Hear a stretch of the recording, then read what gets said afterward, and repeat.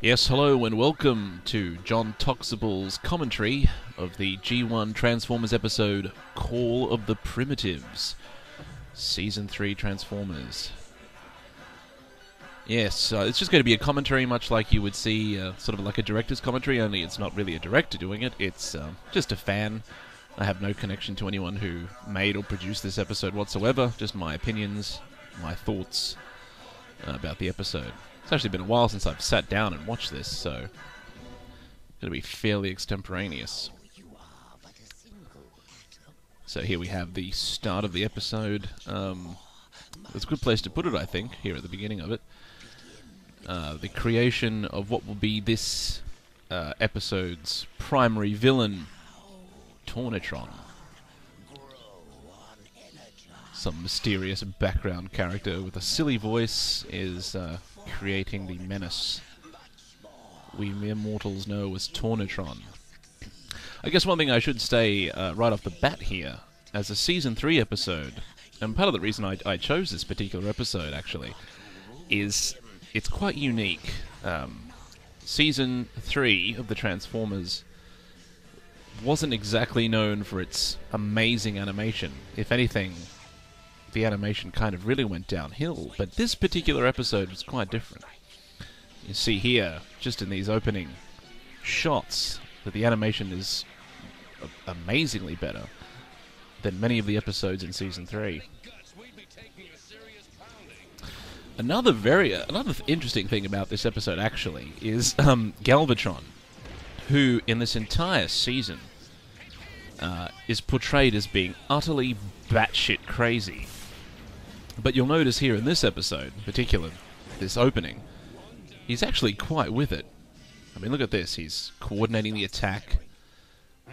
There's a brief lull in the action. You know, he's quite with it. I mean, whereas in most other episodes, he is nuts. You would not put Galvatron in charge of a childcare facility. Let's just say that much. Rodimus Prime has the great idea to sort of counter-attack despite the fact he's massively outnumbered. Makes you wish Optimus Prime was back. Oh, and that last shot you just saw there, you would have seen perhaps one of the few animation flubs in this entire episode. And that is Windcharger was sort of running in the background there, quite to the astonishment of science, because Windcharger died in the 1986 Transformers movie. There's Tornatron again. He's basically your life-sucking variety of villain, as you can see there, making short work of Cybertron. And that is potentially the stupidest shot of Unicron you will ever see. I mean, lots of other episodes, and it's even in the intro sequence, show you quite clearly what Unicron's head looks like. I mean, yes, it's his head, yes, it's dormant, it should be quite damaged, but at no point did his head spontaneously turn into a large rock. And here we go, the crux of this episode. It's the Call of the Primitives. Someone from up there. What's with the Dinobots? I'd say they're losing their minds, if they had any to lose. Springer makes an observation that I've often made about the Dinobots, is that they're thundering idiots. See, look, here you go again. Galvatron, he's coordinating the battle. He's not a complete nut job as he has been in previous episodes. And the Terracons combine.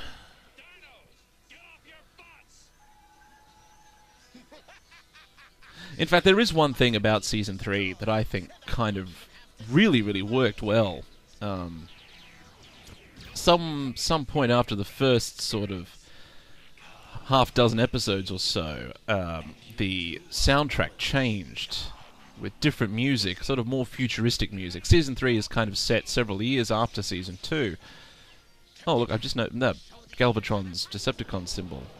Different colour in that shot.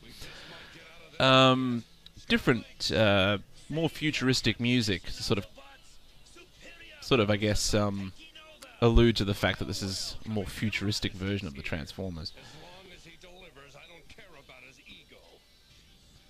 Face me, Ah, yes. Skylink's one of the characters that kind of annoys me a little, actually, because basically he's got one character trait, and that is he is an arrogant... he's an arrogant person. An arrogant robot, I should say. Clearly, the production Bible just has Skylinks, bit of a dick.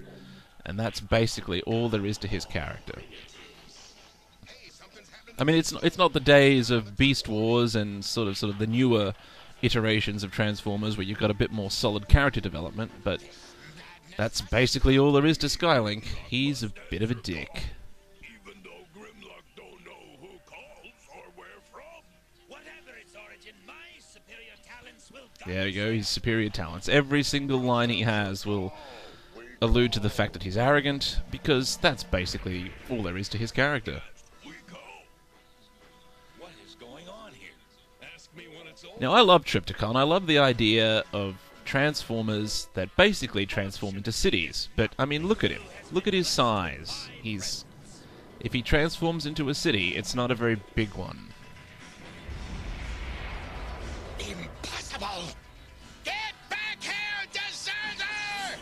What an odd war this is. Let us seize That's, them. that's a pretty Make good them shot pay there. for I their mean, disloyalty. the characters are pretty well detailed. I'm getting straight. That is amazingly out of left field. He's just standing there and he detects strange energy readings. I mean, I guess he's a robot, so that's not outside of the field of possibility, but it's just so random.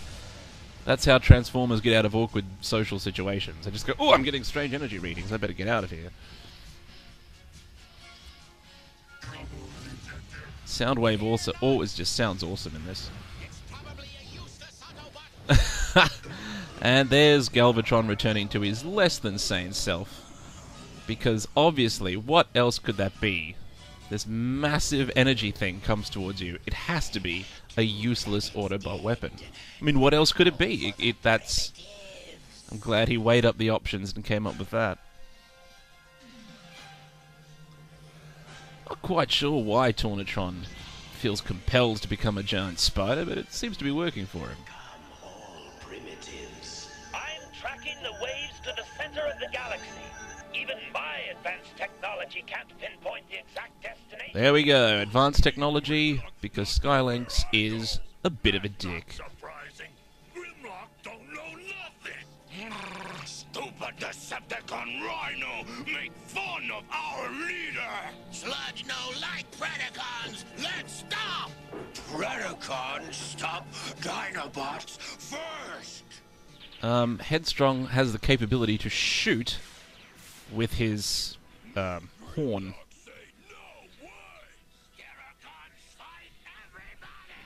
Now, actually, this is probably... I'm in a minority here, I know this for a fact. Look at the Dinobots. They are massively overpowered. They really are. I mean, particularly in Season 1 and 2, they were the Deus Ex Machina device of those seasons. I mean, you knew as soon as they entered into the episode that whatever the Autobots were fighting, they were going to win. This episode kind of brings us back to that. I mean, I like them as characters, and you're hard-pressed to find a Transformers fan who doesn't like Grimlock. The closer we get to the collar, But, yeah, the Dinobots, yeah, they're a bit cheap, I think. I'm wrong, which is, of course, extremely unlikely. We are being called to a very ancient and sacred place. It doesn't really take them that long to get to the center of the universe, does it? I believe we're coming home. I mean, I'm not a scientist, but I think there wouldn't be as many stars in the sky. I do not like this. So we now see the owner of the silly voice to see it's a silly alien. Place like this, he not have answered. As commander, I will propose our battle plan. I mean, that's actually perfectly natural that Skylynx would just assume he's the commander. He is, of course, a bit of a dick. Your brutishness is matched only by your stubbornness. Quiet! For some odd reason, Tornatron has decided to assume the form of a weird monkey thing. Creature! Grimlock think it dangerous enemy!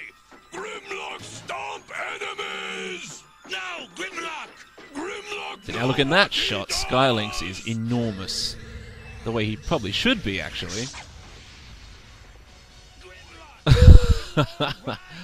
Yeah. Bit of shortcut animation there in that last shot. Okay, so that's it for part 1 of this commentary. Stay tuned for part 2, where I'll finish commentating and reviewing this G1 Season 3 episode of the Transformers Call of the Primitives.